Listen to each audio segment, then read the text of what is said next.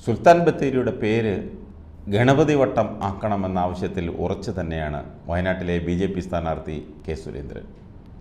വൈദേശിക ആധിപത്യത്തിൻ്റെ ഭാഗമായാണ് സുൽത്താൻ ബത്തേരി എന്ന പേര് വന്നതെന്നും പേരുമാറ്റം അനിവാര്യമെന്നും സുരേന്ദ്രൻ ആവർത്തിച്ചു. 1984 പ്രമോദ് മഹാജൻ സുൽത്താൻ ബത്തേരിയിലെത്തിയപ്പോൾ ഇത് സുൽത്താൻ ബാറ്ററി അല്ലെന്നും ഗണപതി വട്ടമാണെന്നും പറഞ്ഞിരുന്നു. MP ആയാൽ ആദ്യ പരിഗണന പേരുമാറ്റത്തിന് തന്നെ എന്നാണ് സുരേന്ദ്രൻ ആണയിട്ട് പറയുന്നത്.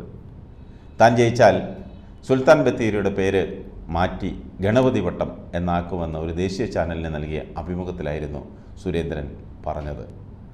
സുൽത്താൻ ബത്തേരിയുടെ യഥാർത്ഥ പേര് ഗണപതി വട്ടം എന്നാണ്. ടിപ്പു സുൽത്താൻ്റെ അധിനിവേശത്തിന് ശേഷമാണ് പേര് മാറ്റിയത്. ആരായിരുന്നു ടിപ്പു സുൽത്താൻ? മലയാളികളെ ആക്രമിച്ചു, ഹിന്ദുക്കളെ മതം മാറ്റി മുസ്ലിമാക്കി, പഴശ്ശിരാജയും പോരാളികളും ടിപ്പുവിനെതിരെ പോരാടിയിട്ടുണ്ട്.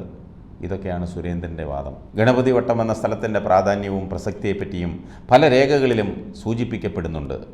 ഹൈദരാലിയുടെയും ടിപ്പുവിൻ്റെയും പടയോട്ടക്കാലത്ത് പാതയോരത്ത് നിലനിന്നിരുന്ന ഗണപതി വട്ടം എന്ന സ്ഥലമാണ് പിൽക്കാലത്ത് സുൽത്താൻ ബത്തേരി ആയി മാറിയത്. ഗണപതി വട്ടം എന്ന സ്ഥലത്ത് ടിപ്പു സുൽത്താൻ്റെ ആയുധപ്പുര ഉണ്ടായിരുന്നതുകൊണ്ടാവണം പിൽക്കാല ചരിത്രമെഴുതിയ ബ്രിട്ടീഷുകാർ സുൽത്താൻ്റെ ആയുധപ്പുര എന്നർത്ഥത്തിൽ സുൽത്താൻസ് ബാറ്ററി എന്ന പേരിട്ടത്.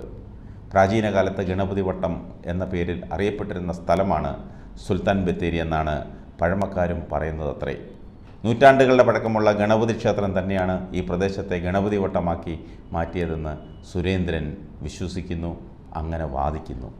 അതേസമയം സുരേന്ദ്രനെ പരിഹസിച്ച് കോൺഗ്രസ് രംഗത്തെത്തി. കെ സുരേന്ദ്രന് എന്തും പറയാമെന്നും ജയിക്കാൻ പോകുന്നില്ലെന്നും ജനശ്രദ്ധ പിടിച്ചു പറ്റാൻ വേണ്ടിയുള്ള പ്രഖ്യാപനം മാത്രമാണിതെന്നും നടക്കാൻ പോകുന്ന കാര്യമല്ലെന്നും അതിനൊരു വിലയും ആരും നൽകില്ലെന്നും കോൺഗ്രസ് പറയുന്നു. CPM-ഉം ഇടതുമുന്നണിയും സുരേന്ദ്രനെതിരെ രംഗത്തെത്തി. ആളുകളെ തമ്മിലടിപ്പിക്കാനുള്ള ശ്രമമാണിതെന്നും വയനാട്ടിലെ ജനങ്ങൾ ആഗ്രഹിക്കാത്ത കാര്യമാണിതെന്നും CPM കുറ്റപ്പെടുത്തി. ഏതായാലും സുരേന്ദ്രന് എന്ത് വേണേലും പറയാം. അമ്പിളിയമ്മാവിനെ പിടിച്ചോണ്ട് വന്ന് തരാമെന്ന് വേണമെങ്കിൽ സുരേന്ദ്രന് പറയാം. കാരണം ജയിക്കില്ലല്ലോ. നാളെ മുതൽ മറ്റെല്ലാ കൃഷികളും ഒഴിവാക്കി ഉള്ളിക്കൃഷി നടത്തണമെന്നും അതിന് കേന്ദ്രം ഫണ്ട് തരുമെന്നും പറയാനും സാധ്യതയുണ്ട്. ചാണകം തലയിൽ കയറിയാൽ ഇതും പറയും, ഇതിനപ്പുറവും പറയും.